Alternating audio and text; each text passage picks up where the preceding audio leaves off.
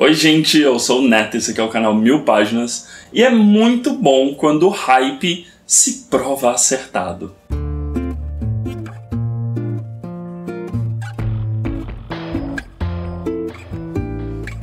Bom, então antes de começar os recadinhos de sempre aqui do canal, não esquece de deixar seu like, seu comentário, se inscrever. Lembrando que no box de descrição a gente tem o link para a loja do Capitão Onigiri, bem como o cupom de desconto aqui do canal, então você pode comprar livros, quadrinhos, mangás, acessórios e fechar sua compra com 5% a mais de desconto, que é sempre muito melhor.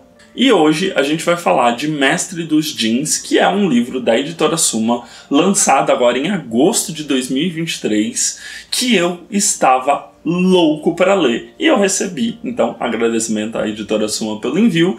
E olha, não tinha nada que eu não esperasse mais desse livro do que ele ser incrível. Mestre dos Djinns, de Jelly Clark, é uma fantasia steampunk de investigação que se passa ali em 1912 no Cairo, e a principal característica é que o mundo em 1912 não é o mundo que a gente viveu em 1912. A gente tem um mundo árabe que não foi colonizado e, principalmente, a gente tem djinns e outras criaturas mágicas vivendo em um certo grau de harmonia com os seres humanos.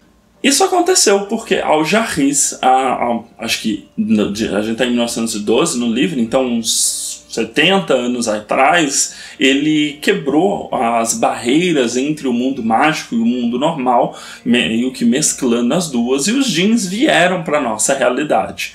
Com isso, o mundo se desenvolveu de uma maneira completamente diferente. Então, o próprio Al-Jarriz, que é como se fosse um profeta para eles nesse mundo, ele desapareceu misteriosamente, deixando como seu legado, né, essa cultura mágica que estava florescendo, e por conta disso, o mundo árabe ele conseguiu resistir aos avanços imperialistas europeus e não foi colonizado de maneira nenhuma, pois eles tinham os djinns ao seu lado. Curiosamente, a Europa e outros países também tiveram excursões mágicas, então é como se cada país tivesse, com o fim dessa barreira entre o mundo humano e o mundo mágico, acesso a poderes novos. Então os alemães, por exemplo, que mostram em outro momento, eles têm as criaturas mágicas nativas do país dele, que eles fizeram um certo acordo. Outros países têm outras habilidades, os djinns se espalharam pelo mundo. Então as nações hoje em dia, elas, além do seu poderio armamentista normal, elas contam também com poderio armamentista mágico. Então é um mundo muito fascinante que eu não poderia ficar mais interessado. Mas a trama em si é menos sobre o mundo e mais sobre o que acontece nesse mundo. Então a gente vai acompanhar a investigadora Fátima, que trabalha para o Ministério de Alquimia, Encantamentos e Entidades Sobrenaturais, e basicamente o trabalho dela é lidar com situações que envolvam coisas mágicas. Os humanos ainda não se acostumaram. E por conta dessa mescla entre conhecimento humano e conhecimento djinn, a gente está num mundo muito steampunk. Então eles têm meio que robôs, autômatos, eles têm máquinas voadoras, mas meio precárias, né? É uma coisa bem steampunk mesmo. Os primeiros cérebros positrônicos que ajudam a polícia, né, ao ministério, por exemplo, a, né, resolver alguns crimes. Enfim, existe uma série de coisas e esse ministério é responsável por investigar acontecimentos mágicos. Vamos pensar neles como se fosse um FBI só de crimes que envolvam magia. E aí a gente vai ter um assassinato em massa de um grupo que era liderado por um lord inglês, uma irmandade do Al-Jarriz, que buscava vários artefatos que foram do profeta para si, né, para essa irmandade, mas por conta disso eles foram misteriosamente assassinados pelo próprio Al-Jarriz, que anuncia que voltou ao mundo.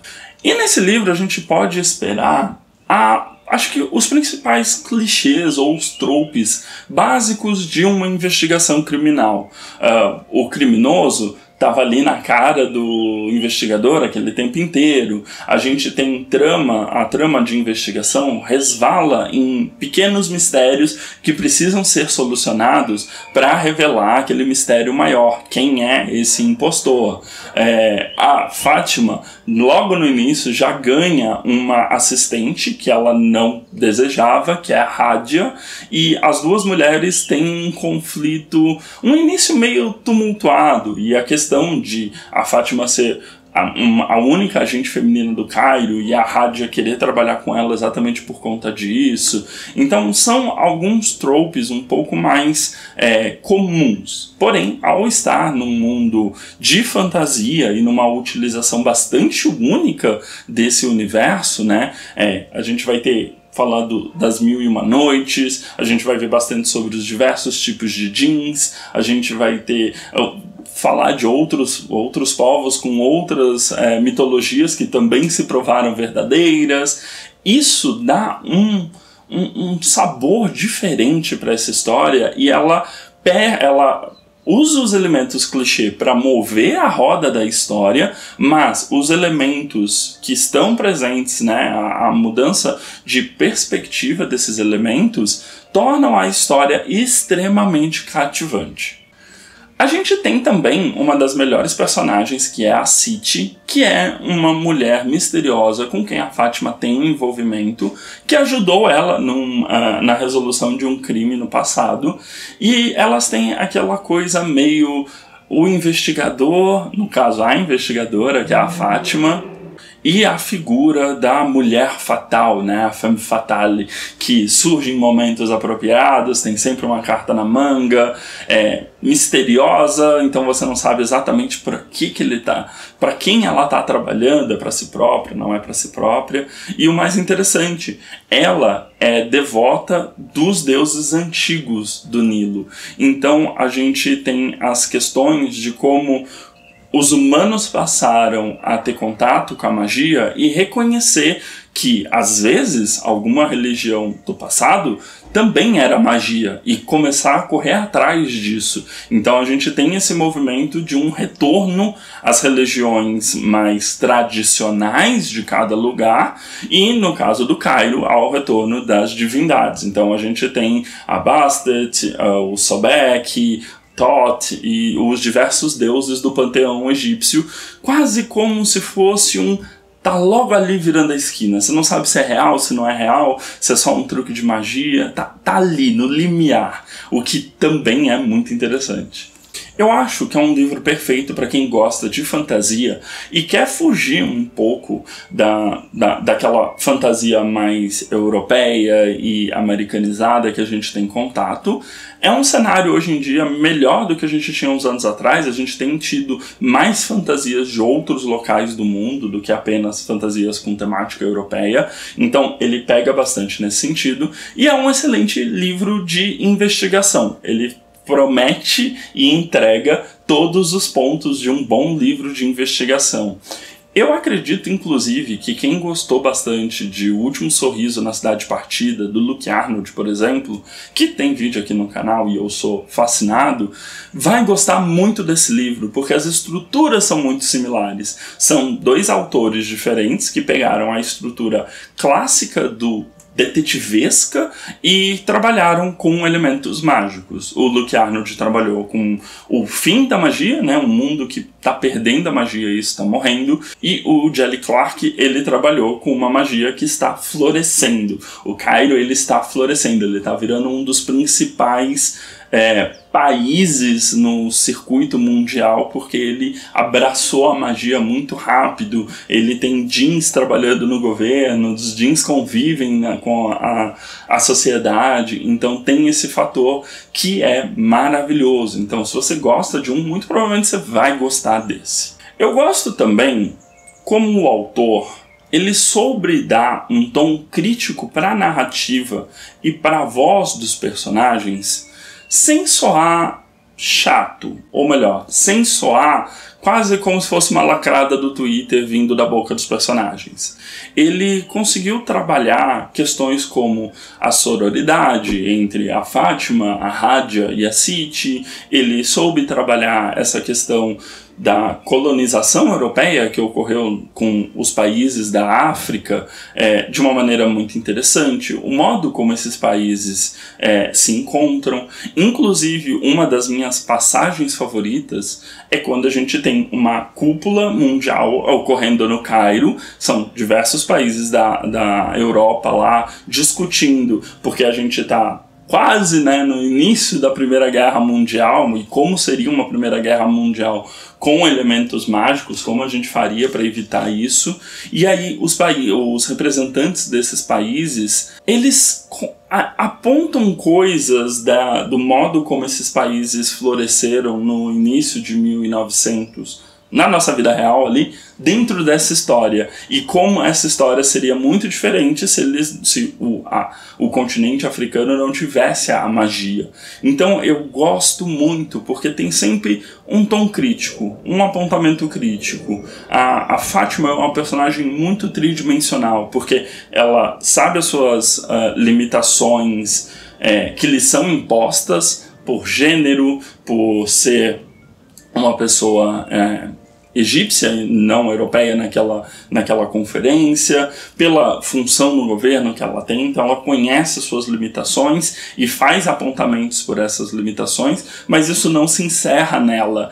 Os personagens, eles são muito autoconscientes da política global desse mundo, que tem um espelho no nosso mundo real, e conseguem construir histórias e falas e momentos que são verdadeiramente interessantes. Você fica realmente preso e realmente gostando do que está sendo debatido ali. Com relação à história, eu acho que o ponto que eu tenho mais negativo, que não é nem negativo, mas acho que é mais uma ânsia, é que a gente não tá no primeiro caso da Fátima. Ela já é uma investigadora de renome, ela tá acostumada a trabalhar com os jeans, então fica aquela vontade, porque algumas coisas de casos anteriores começam a resvalar no caso atual, e aí você fica com aquela curiosidadezinha, e aí o autor coloca os personagens conversando sobre casos anteriores de uma maneira bem superficial, então me deu aquela coceirinha de querer ler mais e aprofundar mais nesses casos.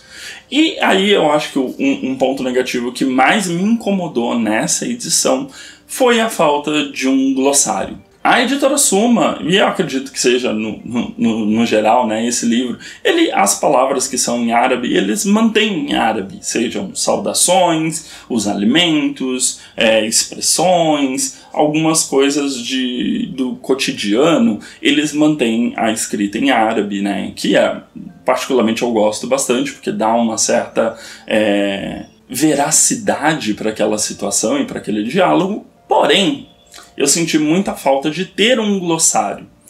Eu já estou acostumado com histórias de jeans, porque eu já li anteriormente, então eu sei a diferença entre um ifrit, um jin, um marid, e para mim não foi difícil, só de ler aquele nome, saber que tipo de entidade mágica os personagens estão citando. Mas se fosse a primeira obra tendo contato com esse tipo de fantasia, talvez você apanhe um pouquinho até entender as diferenciações entre esses seres mágicos. E tanto as expressões em árabe quanto essas nomenclaturas das pessoas mágicas não são explicadas. Quer dizer, as diferenças entre ifrits, marids, etc. meio que são explicadas nos diálogos, mas as expressões não. Então, alguns momentos eu me pegando o celular para poder ver o que ela estava querendo dizer, ou que tipo de prato ela estava comendo, ou se aquela expressão tinha alguma particularidade necessária para entender aquele diálogo de uma maneira mais profunda. Então eu senti bastante falta de ter esse glossário no final, que eu pudesse só tirar aquela curiosidade, até porque é uma cultura que a gente não tem necessariamente um mesmo nível de contato que a gente tem com a mitologia europeia, por exemplo. Ele foi vencedor dos prêmios Nebula e Locus, o que, né, não quer dizer nada por si só, mas terminando a leitura eu falei, sim, é extremamente merecido,